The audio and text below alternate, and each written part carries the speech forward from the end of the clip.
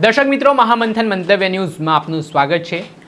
આજથી થોડાક દિવસ પહેલાં પાટીદાર સમાજની યુવતી સંગીતા પટેલ છે, તેઓ કામ અર્થે બહાર ગયા હતા અને 2 દિવસથી તેઓ ગુમ હતા। તેમની કોઈ ભાળ મળતી નહોતી।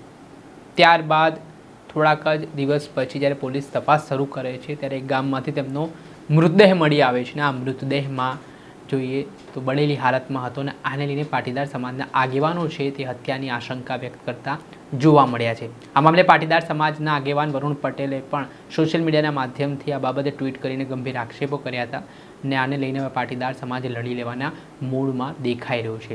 આ સમગ્ર ઘટના છે તે મહેસાણા તાલુકાના રામોસણા ગામમાં, જેમાં સંગીતા પટેલ નામના યુવતીની જે શંકાસ્પદ હાલતમાં મૃતદેહ મળી આવ્યો છે તેના કારણે પોલીસ પણ દોડતી થઈ છે। આ ઘટનામાં એક તરફ પોલીસનું કહેવું છે કે યુવતીનો પેનલ પોસ્ટમોર્ટમ કરવામાં આવ્યો છે ત્યારે શરીરના બાહ્ય તરફ કોઈ ઈજાના નિશાન નથી, પરંતુ પોલીસે દિશામાં તપાસ કરી રહી છે કે આ ઘટનામાં ખરેખર કારણ શું છે। પોલીસ અત્યારે અંધારામાં હોય તેવી સ્થિતિનું નિર્માણ થયું છે અને હવે સમગ્ર મામલે પાટીદાર સમાજના આગેવાનો મહેસાણાના એસપી હિમાંશુ સોલંકી સમક્ષ પહોંચ્યા છે રજૂઆત કરવા કે આ ઘટનાને આટલો દિવસ થઈ ગયો છે, પોલીસને હજી કોઈ કડી નથી મળી રહી, તો આ મામલામાં ગંભીરતાપૂર્વક તપાસ કરવામાં આવે। આને લઈને પોલીસ દ્વારા પણ આશ્વાસન આપવામાં આવી રહ્યું છે કે આ ઘટનામાં જે યુવતીનો મૃતદેહ મળી આવ્યો છે તેમાં તેમના મોઢાના ભાગેથી પાણી શરીરમાં ગયું હોય ને તેના લીધે કદાચ તેમનું મૃત્યુ નીપજ્યું છે। જો કે આ તમામ બાબતો હવે તપાસનો વિષય બની છે, પરંતુ પાટીદાર સમાજના આગેવાનોમાં રોષ છે તે મહેસાણા પોલીસ સામે ભભૂકી ઉઠ્યો છે, ધીરજ ખૂટતી જોવા મળી રહી છે। આના સંદર્ભમાં પાટીદાર સમાજના અગ્રણીઓ દ્વારા જે સંગીતા પટેલ નામના મૃતક દીકરી છે તેમના પરિવારને મળવા માટે પહોંચ્યા, આર્થિક મદદ કરી, આશ્વાસન આપ્યું અને જ્યાં સુધી દીકરીને ન્યાય નહીં મળે ત્યાં સુધી લડત ચલાવવાની પણ વાત કરી છે। મહેસાણાની જે દીકરીની હત્યા થઈ હતી એના પરિવારની મુલાકાત અમારા આંદોલનકારીઓની ટીમ લીધી હતી, વરુણભાઈ, પૂર્વીનભાઈ, ગીતાબેન, સુરેશભાઈ, જયદેવસિંહ, તમામ આંદોલનકારીઓએ। તો ઘરની જે પરિસ્થિતિ જોઈ તો અત્યંત નાજુક પરિસ્થિતિ હતી, તો સ્થળ ઉપર જ એ અત્યંત નાજુક પરિસ્થિતિ અને પરિવારની હાલત જોઈ વરુણભાઈ, પૂર્વીનભાઈ અને ગીતાબેન એ 3 તરફથી માજીને 21,000 રૂપિયાનું યોગદાન જાહેર કર્યું, એ બદલ 3નો હું આભાર માનું છું। અને સાથે સાથે સુરેશભાઈ ઠાકરે પણ 2100 રૂપિયાનું યોગદાન જાહેર કરે છે અને અમે પરિવારને પણ વિનંતી કરી અને અમારી ટીમે પણ કીધું કે બેન ચિંતા કરતા નહીં, તમારી દીકરીને ન્યાય પણ મળશે અને સમાજને પણ વિનંતી કરીએ કે બેનને જેવા પણ હોય તો ઘરે આવીને પણ આર્થિક સહાય કરવા માટે વિનંતી। અને આ આંદોલનકારીઓનો પણ અમે ફરીથી ખૂબ ખૂબ આભાર અને વિનંતી કરું। હું એ કહેવા માંગુ છું કે અત્યાર સુધી હું એમના પાડોશી જોડે ઊભી હતી, એમને એવું કીધું કે આ દીકરી નોકરી કરે અને એક દિવસના કે 200-300 રૂપિયા લઈને આવે ને એ ઘરમાં કરિયાણું લઈને આવે ત્યારે આ પરિવાર ખાય છે। આપણે બહુ મોટી વાતો કરી છે કે પાટીદાર સમાજ ખૂબ સુખી છે, બહુ સક્ષમ છે।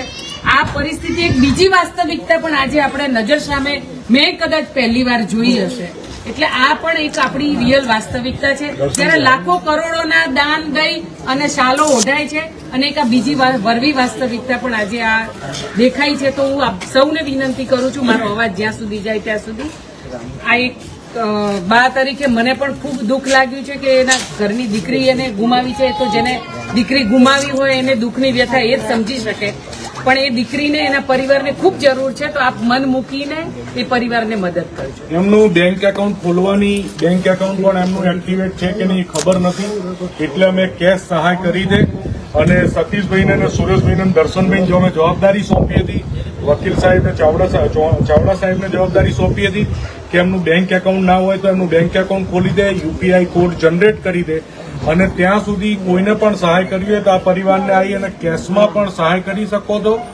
કે બીજી કોઈ પણ રીતે સહાય કરવી હોય તો કરી શકો છો। હું પાટીદાર સમાજને ફરીથી ખાસ કરીને 2 હાથ જોડીને વિનંતી કરું છું કે ખાલી સંમેલનો, ઊંચા શિખરો, ઊંચા મંદિરો અને કરોડો રૂપિયાની નેતાને રાજી કરવા માટે જે સભાઓ આપણે કરીએ છીએ એની જગ્યાએ આવા પરિવારને કરોડો રૂપિયા આપવામાં આવે, આવા લાખો પરિવારને, તો એ સાચી સમાજ સેવા હશે। અમે અમારી શક્તિ પ્રમાણે મેં પૂર્વીનભાઈએ, ગીતાબેને, દર્શનભાઈએ, સુરેશભાઈએ બધાએ સહાય કરવાની શરૂઆત કરી દે તો સમાજના આગેવાનોને ફરીથી બે હાથ જોડીને વિનંતી છે, સમાજને ફરીથી વિનંતી છે, આ પરિવારની ઘરની એકવાર હું તમને દશા બતાવવા માંગુ છું. આ છે આ પરિવારની સ્થિતિ, આ છે આ પરિવારનું ઘર, આ છે આ એક વિકલાંગ ભાઈ અને એક જ કમાનાર દીકરીની નિર્દયતાપૂર્વક હત્યા કરવામાં આવે, હત્યાની ફરિયાદ નથી લખવામાં આવતી. ચલો એ બધું તો અમે કરી લઈએ હતી, પણ આ ભાઈ અને એક માતાનો આધાર આ દીકરી હતી, તો એમની દીકરી ગઈ, એ દીકરીની જગ્યાએ આપણે લોકો એ દીકરીની ફરજ પૂરી કરી.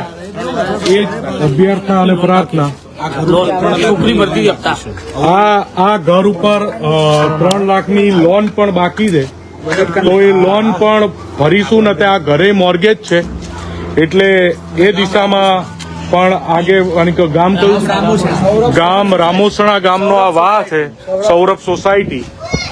અને આ બધા એમના પડોશીઓ છે, બરોબર છે. તમે પડોશી સાથે વાત કરી શકો છો. આ એમના ઘરની સોસાયટીની એકચ્યુઅલ સ્થિતિ છે, અને આ એકચ્યુઅલ સ્થિતિમાં એક એકલી માતા, એ માતા ઉપર એક વિકલાંગ દીકરાની જવાબદારી, એક ઘર મોર્ગેજનું દેવું, આ પણ પાટીદાર સમાજની એક વરવી વાસ્તવિકતા છે. અને ન્યાય માટે 10 દિવસથી પોલીસના ધક્કા ખાતો આ પરિવાર, ન્યાય તો અમે અપાઈ દઈશું, એમાં તો અમે માસ્ટરથી અમારી ટીમ એમાં જે કરવું પડશે ખેલ કરી લઈશું. આર્થિક સહાયમાં અમે ટૂંકા છીએ, અમારી મર્યાદા છે. તેમ છતાંય અમારી મર્યાદામાં અમે બધાએ શરૂઆત કરી દે, તો ગુજરાતમાંથી લાગતા વળગતા બધાએ આ પરિવારને સહાય કરે અને લાગણી દર્શાવે. 2 દિવસમાં બેંક એકાઉન્ટ ખોલાઈ અને અમારે સતીશભાઈ અને સુરેશભાઈ, તમને દર્શનભાઈ, બધા ફરીથી સોશિયલ મીડિયાના માધ્યમથી, અને ખાસ આ આપણા વકીલ મિત્ર છે જયદેવસિંહ, આ આખા વિષયમાં આ જયદેવસિંહ એક પ્રાઇવેટ પ્રેક્ટિસ કરતા હતા, એમના ધ્યાને આખી ઘટના આવી. એ પોતે 10 દિવસ સુધી મથ્યા. 10 દિવસથી એમને ક્યાંક ને ક્યાંક પરિણામ ના મળ્યું. એમને સતીશને અને સુરેશભાઈ ઠાકરેને બેયને વાત કરી, મારા સુધી વાત પહોંચી, મેં અમારી ગુજરાતની ટીમને વાત કરી, અને એક દીકરીને 100% ન્યાય પણ મળશે, આર્થિક સહાય પણ મળશે, એ દિશામાં અમે મથી રહ્યા હતી. તો સમાજના આગેવાનો, સમાજના કહેવાતા શ્રેષ્ઠીઓ, અને ખાસ કરી અને મહેસાણાના સમાજ શ્રેષ્ઠીઓ, સમાજના આગેવાનો, તમારી જવાબદારી વિશેષ બને છે. આ પરિવારને કમસે કમ બીજું બધું અમે કરી લઈશું. તમે ખાલી આ બાને જોવો, અને આ એમના દીકરાને જોવો, આ દીકરાને